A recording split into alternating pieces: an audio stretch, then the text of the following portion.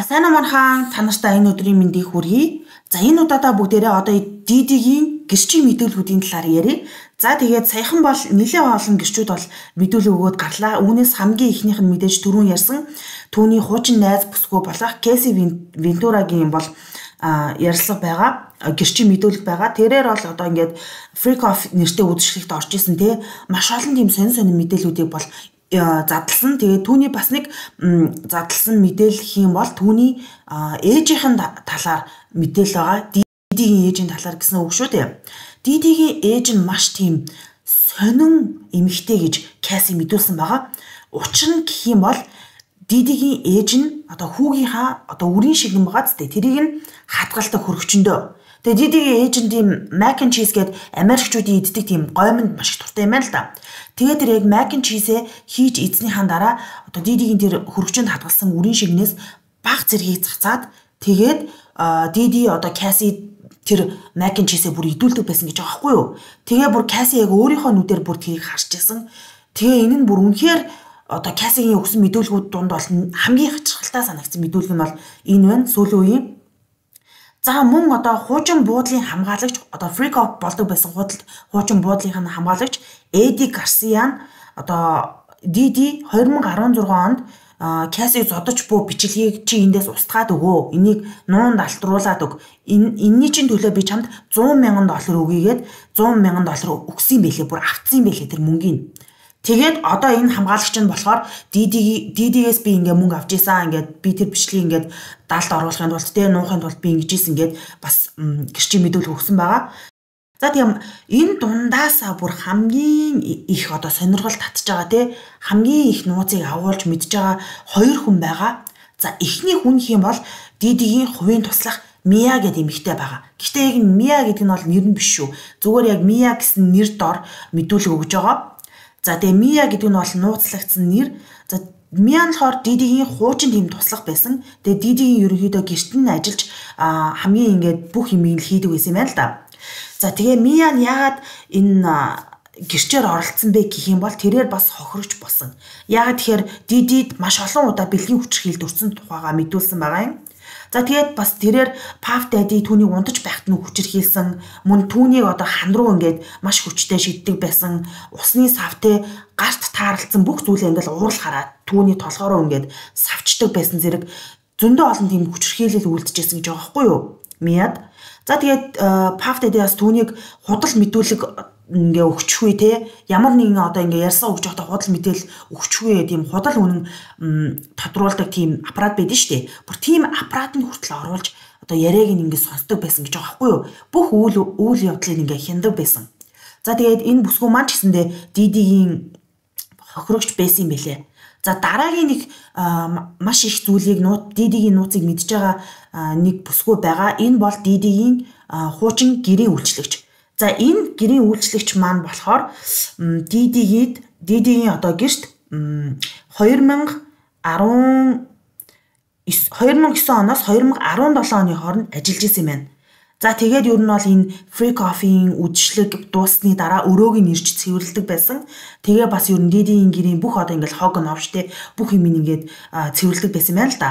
За тэгээд энэ ажилдаа орохынхаа өмнө бараг хэдэн хуудас юм бэ те бараг 20 дууц ч юм уу те маш олон хуудастай гэрээнд гарын үсэг зурдаг байсан байна л да. Энэ гэрээнд болохоор нэгсэндээ хаалтын гэрээ. Чи одоо ингээд надад ажиллаж байх хугацаанд манад ажиллах хугацаанд чи ерөөсөө ямар ч нууц задруулахгүй. Чи манад ингээ ажиллаж байх хугацаанд ямар ч нууц задруулж болохгүй. Тийм болохоор энэ хаалтын гэрээнд ингээ гарын үсэг зураад ажилдаа орно гэж тэгдэг байсан юм л да. За тэгээ бүсгүй бол яг ажиллаж байх хугацаанд 2017 он хүртэл бол ерөөсөө ямар ч тэр доторх нууцыг задруулах эрхгүй байсан. За тэгээд яг юу хийдэг байсан бэ гэх юм бол зүүн жигүүрийн өрөөнүүдийг цэвэрлэх хориотой байсан гэж байгаа юм. Мөн доотлын одоо бүр ингээд давхар одоо тэр нь болохоор Hugh Hefner гээд Playboy Mansion гээд тэрнтэй холбогддог нэг хонгол байдгийг яриад идэв штэ. Тийм цуургал байдаг. Тэр хонглооч одоо нуудаг байсан юм мэдгүй. Ямарсан бүр ингээд доотлын хонглын өрөөг бол цэвэрлэх бас хориотой байсан гинэ. Бусад өрөөг цэвэрлэн тэгээд яг тэр хогоо ингэж авдаг цэгүүд нь бас ингээд тусдаа бүр ингээд заагдсан байдаг. Энэ цэгээс хог аваад тэгээд хаян гээд. За тэгээ freak off party дуусны дараа бол үнэхээр аимшигтай орчин хүлээдэг байсан. За түрүүчийн дугаар дээр бол freak off party-нд яг дуусны дараа иймэрхүү зүйл болтгоо гэд нэг товчхон ярьсан шүү дээ. Одоо тэгвэл яг энэ тэр freak off party-ныхын дараа энэ нэг үйлчлэгчийн цэвэрлээд юу болсон талаар та бүхэндээ ярьж өгье. За тэгээ зочид буудлын өрөөнүүдэд бол цус маш их байдаг байсан. За тэгээ энийг болохоор сарын нэмгийн цус гэдэг байгаа байхгүй юу? Бүр үнэхээр заваан тий. Тэгээд ийм хүүхдийн тос мэдээж baby oil бүр хаасаагүй байдаг. Бүр ингээд газар нь ингээд шалан тэр чигээрээ baby oil нь ингээд будагдсан тий. Нийл ингээд гулгамжтай тос болсон. Тэгээд цэвэрлэхэд маш хэцүү байдаг байсан гэж байгаа юм. Дээрээс нь маш их хэмжээний лааны одоо тос, лааны лав бас хэрэгэлдэг байсан. Энд тэнд эвдэрхий шил хэрэгэлсэн бэлгэвч хар тамхи хэрэгэлсэн ууд сав бүр үнэхээр бүр хамгийн заваа юмнууд тэр бүхэн байсан гэж байгаа байхгүй юу. За тэгээд хогийг одоо ингээд хамгийн их нь ингэж цэвэрлэх хэрэгтэй, маш сайн цэвэрлэх хэрэгтэй гэсэн бүр тийм тусгай бүр журамтай байдаг байсан юм билээ. За тэгээд тухайн өрөөнд одоо ингээд ханд одоо үсэрсэн тос цус тэдний бүгдийг цэвэрлэх ёстой.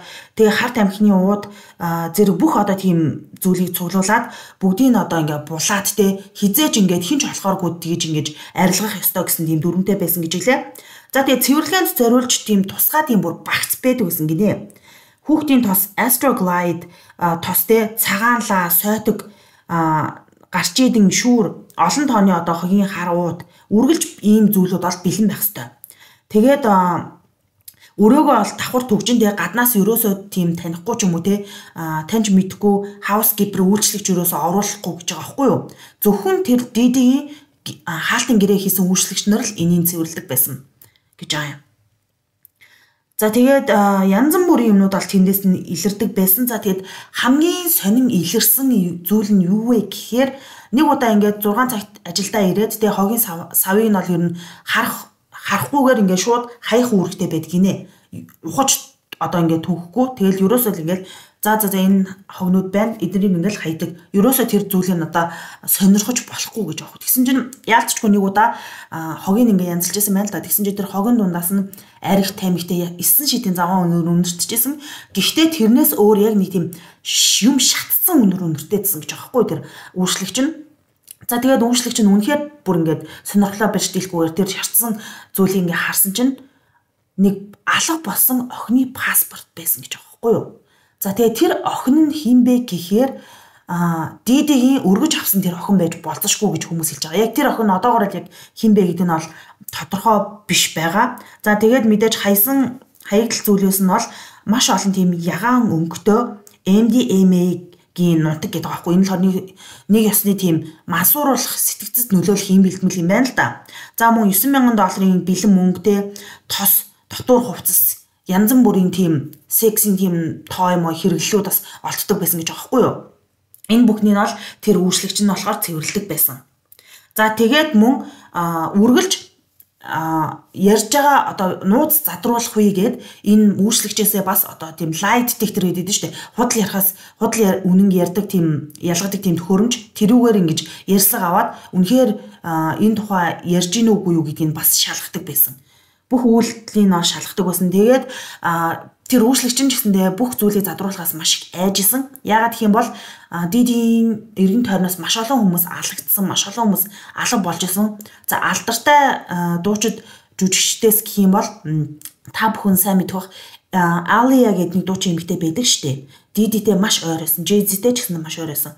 Онгоцны осоор нас барсан. Бас Left Eye гэдэг бас нэг октийн одоо группийн нэг рэпер байдаг. Left Eye бас DD-тэй маш ойр байсан. Тэгээд бас алагдсан. Ер нь DD-тэй ойр байсан ч юм уу те хамтран ажиллаж исэн хүмүүс нь ер нь алагддаг, ер нь алга болдог. Тийм болохоор энэ өөрчлөгч маань ам нэхээс бол маш их айжсэн юм билээ.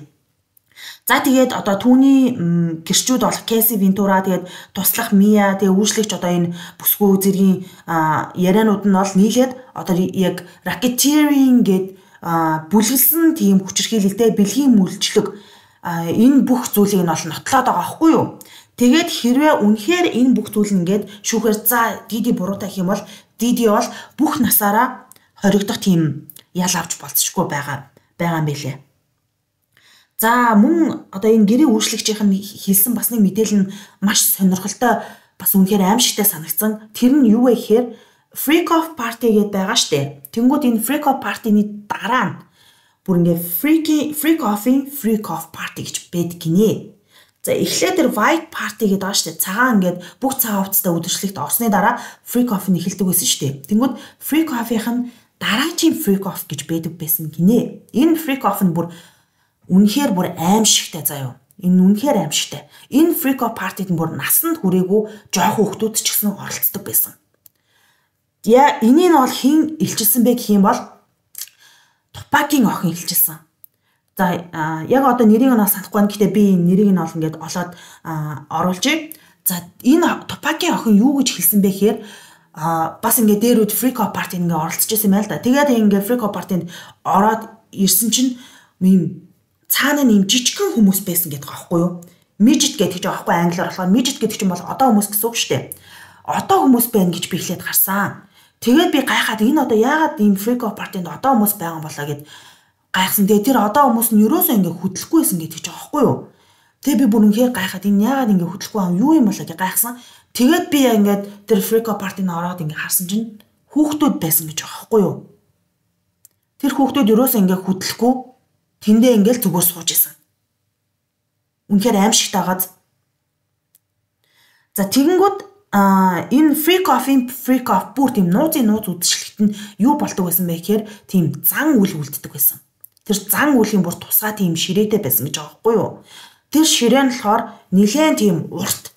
Тэгээд модон тийм ширээ байдаг байсан. Тэгээд тэр ширээн дээр нь янз бүрийн одоо ингээд цус лаа янз бүрийн тийм зан үйл хэрэглэгддэг зүйлүүд байдаг байсан. Тэгээд ихэнхдээ маш олон лаа байдаг байсан. Тэгээд тэр үдшилгэн дуусны дараа маш их тийм тос лаа ингэж цэвэрлдэг байсан гэж хэлж байгаа байхгүй юу. Тэгээд тэр зан үйл нь бол нэг удаа болоогүй. Маш олон удаа болж исэн. Заримдаа бол тэр зан үлийнх нь тэр өрөөнд нь ороод тэр өрөөг нь цэвэрлэх гингүү зан үлийнх нь ширээг нь хураацсан байдаг гэсэн юм байна л да.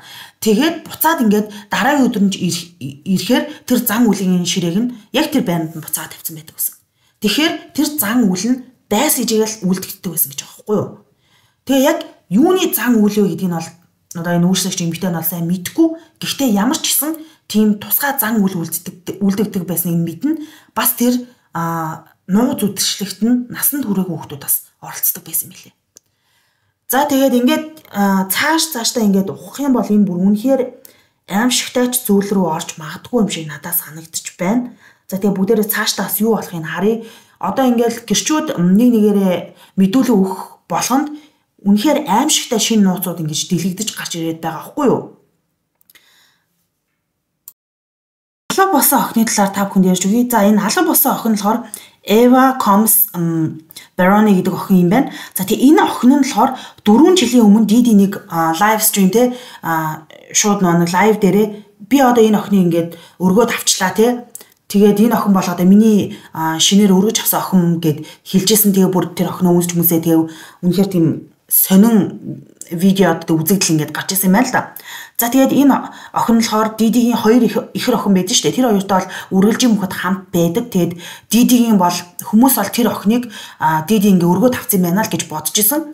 Тэгсэн чинь айгүй сони юм бас нэг юм болж байгаа байхгүй юу?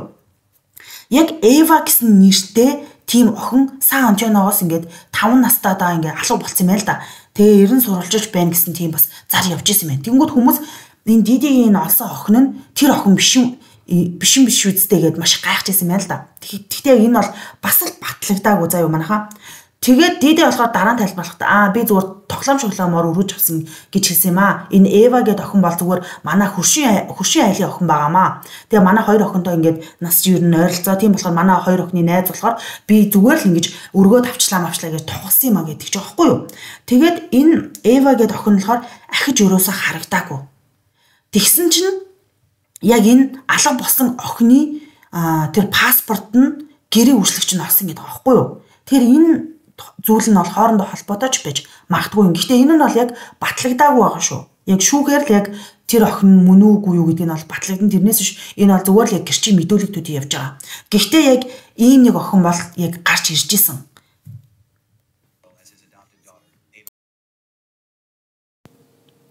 За дараагийн нэг мэдээлэл нь юм бол зарим одоо ингээд энэ Didi-ийн trial болж байгаа тийм шүүх хурал болж байгаа мэдээллийг сонсоод энэ Cassie одоо Didi-ийн хуучин найз бүсгүй болох Carisha гэдэг бүсгүй байгаа хгүй юу? Энэ бүсгүүд бол атаархсандаа энэ мэдээлэл өгөөтэй шүүх хурлыг хийлгэж байна. Didi буцааж авах гээд байна гэд тэгж байгаа хгүй. Яагаад ингэж Didi буцааж авах гээд байгаа вэ гэх юм бол Cassie дампуурсан. Didi-гээс салаад Cassie бол ингээд Didi-тэй байхдаа хүссэн юм авахулдаг байсан. Тэгээ Didi бол ингээд найз бүсгүүчүүдэд үнэхээр spoil хийгээдээ хүссэн юм авч өгдөөсөн. Сардаа л хэд $250,000 Didi ингээд цацдаг байсан гэж байгаа байхгүй юу? Тэр найз бүсгүүчүүд рүүгээ хүссэн юм аавна, хүссэн тансаг газруудаар нь явуулна, хүссэн партиг нь хийлгэн. Тэгэл ер нь бол sugar daddy тийм байсан. Тэгээд одоо Cassie манд 3 хүүхэдтэй олж та тий. Нөхөр нь бол мэдээж Didi-гээр одоо гүцэхгүй ягаад гэх юм бол Didi-гээс бол тийм их баян бол хүмүүс зүгээр тийм фитнесийн дасгалжуулагч энгийн нэгэн эрэгтэйтэй суусан байгаа. Тэгээд энэ Carisha гэд бүсгүүд бол атаархаад тэгээд Didi-ийн одоо эсрэг ингээ мэдүүл өгж гинэ гэж зарим хүмүүс хэлээд байгаа байхгүй юу? Яагаад атаархсан бэ гэх юм бол энэ Carisha гэд бүсгүй нь одоо ингээ Didi-тэй 2021-ээс 2024 оны хооронд ингээд үерхдэг байсан хамтдаа ингээд байсан юм байна л да. Тэгээд энэ хугацаанд бол би ерөөсөө тийм freak off, тийм sex party-нд орж намайг ямар нэгэн зүйлээр ингээд шахаж шаардаж байгаагүй. Би ерөөсөө тийм Cassie-гийн туулсан юмыг би бол туулаагүй. Cassie баг худлаа ирж ин гэх маягтай юм бол энэ Carisha хэлсэн. Тэгээд Carisha бас юу гэж хэлсэн бэ гэхээр Didi бол надад маш сайн ханддаг байсан.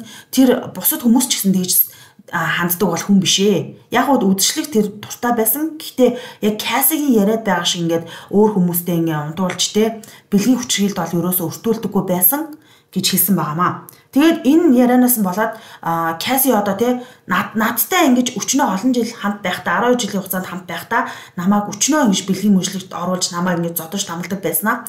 Carisha-тай нийлжээд Carisha яагаад ингэ сайхан хандаад байгаа юм бэ? Тэгээд Carisha ямар нэгэн тийм freak off party-нд оролцохгүй те өөр хүмүүстэй ингээ унтаж хөвтгөө мөртлөө бүх тэр сайхан эд баялаг те юу байдیں۔ Тэр бүхнийг идлээд яваад гад Cassie атаархаж байна гэж бас хүмүүс яриад байгаа байхгүй юу? За энэ Carisha гэдэг нь ямар хүн юм бэ гэхээр City Girls гэдэг нэг рэп хамтлаг байдаг байхгүй хипхоп хоёр охтоос бүрдсэн. Би бас дууг нь сонсч байсан. Тэгээ энэ охтын хамтлагийн бол нэг гишүүн юм байна. За түүний бол rapper name нь болохоор Young Miami гэдэг нэртэй юм байна. Young Miami гэдэг нэртэй. За тэгээд энэ яаж PDD танилцсан байх юм бол PDD-гийн нэг клипэн дээр энэ City Girls гэдэг хамтлаг нь болохоор хамтарсан юм байна л да. Тэгээд тэр үе дээр бол Didi-тэй танилцж исэн. Тэгээ 2021-ээс 2024 он хүртэл бол 4 жилийн хугацаанд бол Didi-тэй үргэлжлэх байсан. Тэгээд Didi-тэй үргэлжлэж явах хугацаанд зүгээр л одоо ингээд хүссэн юм авдаг байсан. Зүгээр ингээд Chanel руу ороод энийг авъя гэл зүгээр хитэн тор юм аваад байгаа юм би тий. Зүгээр л Didi бол жинхэнэ одоо ашигладаг байсан юм шиг санагдсан. За тэгээд энэ хоёрын одоо харилцаа нь бол бас тиймч дартан байгаагүй. Яагаад гэх юм бол энэ хоёр маань тусгай тийм онгоцоор одоо ийш тийш ингэ нисдэг шүү дээ. Тэр онгоц нь бол шалгалт тийм шүүлэг нь бол арай зөөлөн байт юм байна л да. Тиймээс тийм pink cocaine одоо ягаан өнгөтэй тийм cocaine шиг тийм масууруулах бодис тээвэрлж явсан хэрэгээрээ бас шалгагдаж байсан юм байна. Тэгэхээр энэ бол бүсгүй бол бас тийм ч ариухан цаахан бол бүсгүй биш. Гэхдээ бол яг уу Cassie-тэй үргэжсэн шиг бол яг энэ бүсгүүд бол үргээгүй юм байна л да. Тэгээд хүмүүс эннээс нь болоод Cassie одоо Carisha-д атаархаад тэгээд энэ шүүх хурлыг хийлгэж ийн гэж зарим нэг нь хардаад байгаа маань. Гэхдээ тэр нь бол яг одоохонд бол батлагдаагүй байгаа. Cassie-д одоо яг яаж хандж исэн Cassie бол тэрнийхээ шүүх хурлаар ороод те нөхөн төлбөрөө бол авах хэрэгтэй гэж хувьдаа бодож байна. За тэгээд энэ хэрэг бол цаашаа одоо юу болохыг өстой таашгүй юу ч гарч ирч магадгүй энэ PDD-гээс. За тэгээд хэрвээ үнэхээр сонирхолтой ч юм уу те ямар нэгэн шинэ мэдээлэл гарах юм бол та бүхэндээ хүрэх болно. За бай. Хоолой.